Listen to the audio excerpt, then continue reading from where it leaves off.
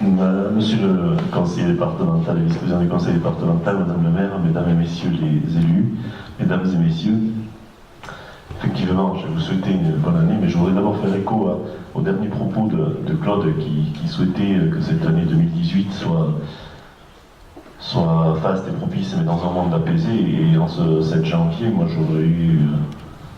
Cela fait écho à ce qui s'est passé le 7 janvier il y a 3 ans maintenant. Et Charlie Hebdo, en l'occurrence, qui était le début, en tout cas révélateur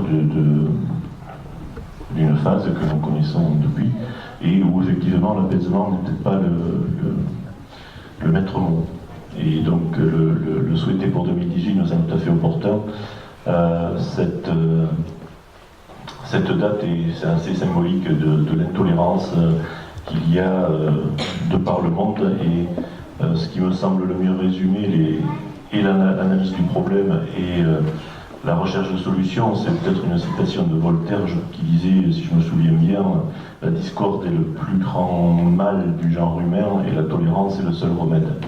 Et effectivement, si on pouvait placer, quel qu'en soit le niveau, l'année 2018 sous le signe de la tolérance, je pense que ça nous permettrait d'avancer plus sereinement. Pour revenir à des sujets plus terre à terre, effectivement, comme le maire l'a dit, 2017 a été la première année de vie de cette nouvelle communauté de communes Chalosse-Tursan, qui nous regroupe à 50 communes.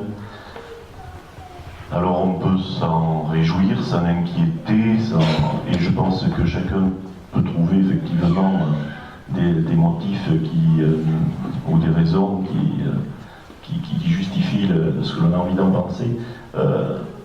Ce qui résume le mieux cette situation, c'est alors, je ne vais pas le citer parce qu'il ne va pas aimer, mais c'est un collègue maire d'une petite commune comme Ossillon, comme Montaut, qui me disait: on va plus vite tout seul, mais on va plus loin ensemble. Et c'est à peu près l'idée, l'état d'esprit qui prévaut dans ce regroupement. Mais encore faut-il que l'on prenne l'attention d'aller ensemble, effectivement. Et je pense qu'il est important, en tout cas c'est dans ce sens-là que le travail s'est entamé, à ce qu'il y ait une répartition des rôles, et ne pas laisser à croire que les intercommunalités sont une substitution aux communes. Elles en sont un complément qui se doit d'être le plus efficace possible, mais un complément en ce sens que, et l'intervention de Claude le relate bien, il y a tout un tas de domaines où la commune agit et est pertinente pour agir. Et on se rend compte que nos regroupements d'intercommunalités peuvent avoir certains avantages, mais ils auraient énormément d'inconvénients si on voulait faire en sorte que ces intercommunalités se substituent aux communes. On perdrait considérablement en efficacité, en proximité. Et je citerai un exemple qui illustre parfaitement ce que je suis en train d'essayer de dire, mais il y en a d'autres.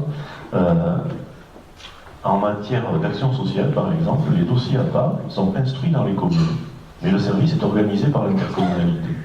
Je ne vois pas l'intérêt qu'il y aurait à demander à un habitant de Montaut ou de Philondex ou de Homoco de venir au siège de la communauté de communes déposer un dossier. La mairie est, à l'évidence, le lieu le plus adéquat, et donc c'est instruit dans les mairies. Le service est organisé par l'intercommunalité via son CIAS et chapeauté, géré financièrement par le conseil départemental. On a l'exemple même d'une action dont je pense on peut les uns et les autres être tout à fait fiers, parce qu'on sait qu'elle apporte un service tout à fait conséquent à chacun de ceux qui en ont besoin, mais qui illustre parfaitement la complémentarité. Et c'est à cela qu'il faut que l'on veille les uns et les autres, de manière à ne pas créer des zinzins, des machins, qui soient hors sol et dont l'efficacité n'est souvent pas au rendez-vous si on veut les centraliser de trop. Donc, les exemples seraient multiples. Claude parlait de la bibliothèque. La bibliothèque, mais voilà, il y en a une antenne ici à Montaut. La gestion d'ensemble du fonds de la bibliothèque est intercommunale parce que il n'y a pas besoin de stocker tout le fonds à Montaut, mais il est accessible en totalité.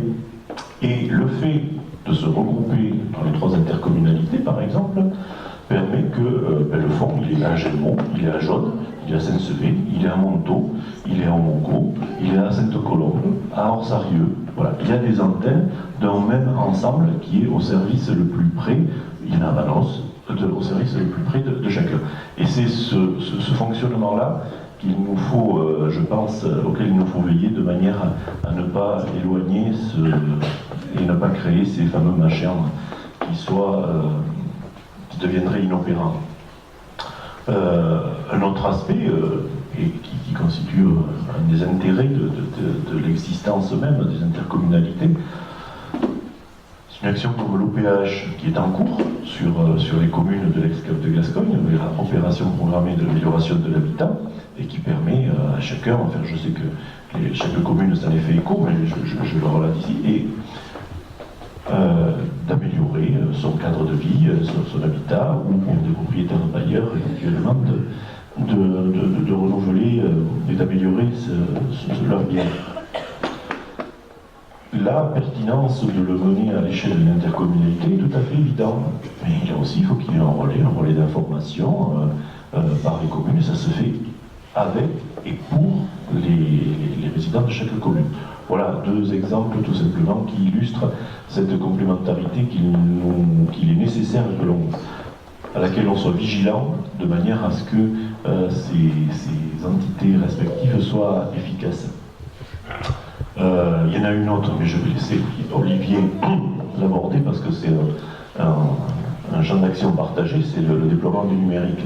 Et comme il est beaucoup plus à l'aise que moi sur ce point-là, mais juste pour le résumer, voilà, le déploiement numérique, les réseaux, il y a 50 ans, il fallait déployer des réseaux d'eau, 70 des réseaux d'électricité, ça a pris un certain temps. Aujourd'hui, l'objectif pour les territoires ruraux qui sont en déshérence, en ce sens que les opérateurs s'en foutent complètement de savoir si on a accès à l'outil numérique, l'outil Internet, chez nous. Ils s'en foutent, voilà, on va être clair.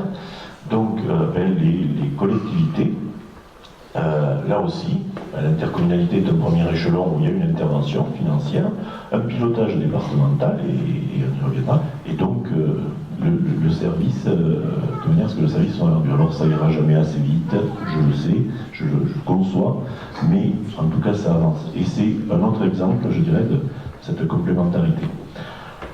Voilà, sans m'étendre davantage cette première année de fonctionnement, moi j'en profite dans chacun de mes vœux pour remercier aussi l'implication de l'ensemble des élus communautaires. S'il y a un petit défaut à ces gros machins, c'est qu'on est nombreux comme élus, puisqu'on est le conseil communautaire est composé de 73 élus.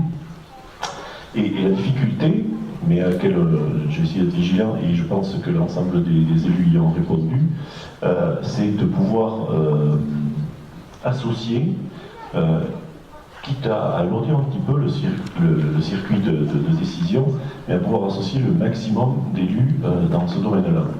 Je ne crois pas à la parole venue d'en haut, et c'est pas à 4 ou 5 dans un bureau que l'on va trouver les solutions, c'est en les partageant, en les confrontant, et là aussi, j'en reviendrai à mon propos liminaire sur la tolérance, si elle vaut à l'échelle internationale ou elle vaut aussi dans le quotidien, et le fait de possible admettre qu'il y a des avis différents qui peuvent se faire jour, et de pouvoir les confronter dans la recherche d'une solution la plus efficace possible me semble tout à fait nécessaire. En tout cas, c'est dans ce sens-là que l'on travaille, et donc mes remerciements vont à l'ensemble des élus pour l'adhésion à cette démarche-là qui se fait jour dans cette année-là, et dans cette année, la première année d'existence, et qui, je n'en doute pas, se poursuivra dans les 2 années qui nous restent de notre mandat. Voilà un petit peu ce que je voulais vous dire ce matin, et donc à ce stade-là, il me reste à m'associer à Claude, et puis je pense que Olivier en fera de même, pour vous souhaiter une bonne année 2018, et puisse-t-elle voir la réalisation de vos projets tant personnels que professionnels. Donc bonne année 2018, et merci de votre attention.